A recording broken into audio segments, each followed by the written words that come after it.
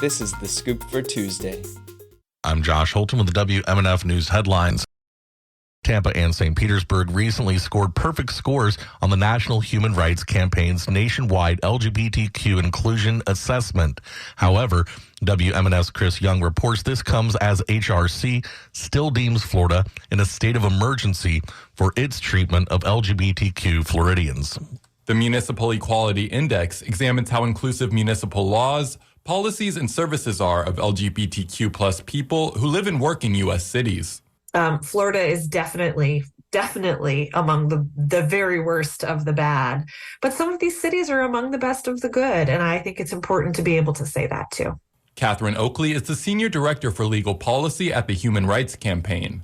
The report measured factors such as St. Petersburg and Tampa's presence of an LGBTQ plus liaison in their police department and city non-discrimination laws. This is the 10th year in a row that St. Petersburg has earned a perfect score.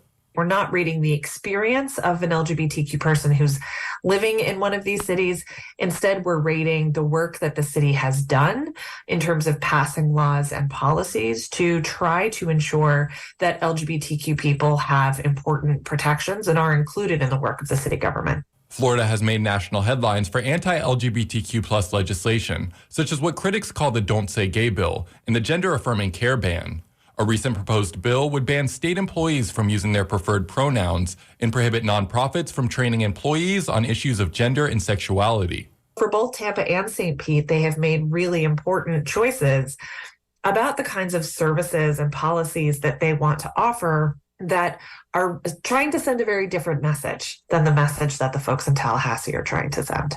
6 other Florida cities, including Orlando and Miami, received perfect scores. For WMNF News, I'm Chris Young. A Senate Republican yesterday filed a proposed constitutional amendment that would prevent the state of Florida and local governments from paying reparations to descendants of slaves. Republican Senator Blaise Ngolia from Spring Hill filed the proposal for consideration during the 2024 legislative session, which will start in January.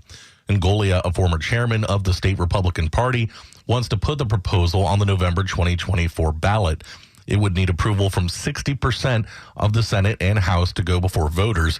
As of early last night, a similar proposal had not been filed in the House. The proposal says it would, quote, prohibit the state, a county, a municipality, and any other political subdivision from paying compensation in the form of reparations to an individual who is a descendant of an enslaved individual who lived in the United States before December 6, 1865, unquote. Florida begins a new legislative session next month, and some members of the Legislative Black Caucus representing Orange County have a focused plan for 2024.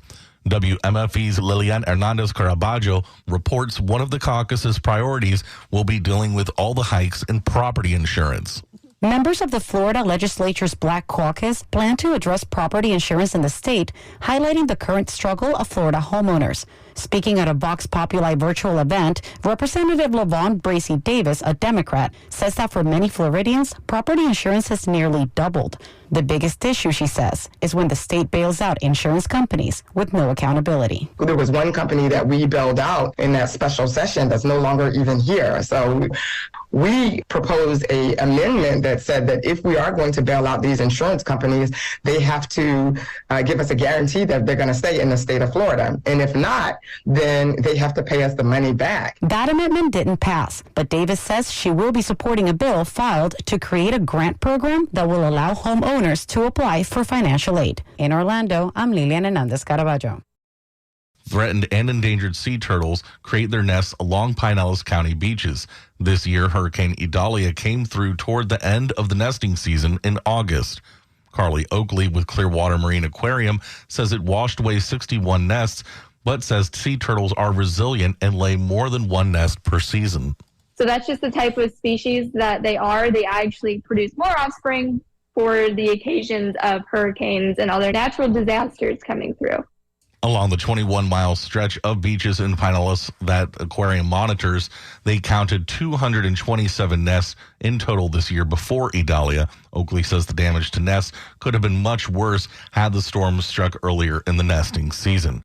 For the weather, it's cool and cloudy in the Tampa Bay area. Highs today around 60, overnight lows in the low 40s. Tomorrow will be cool and sunny with highs in the upper 60s. I'm Josh Holton with the WMNF News headlines on 88.5 FM and the WMNF app. This is The Scoop, recorded at WMNF Tampa.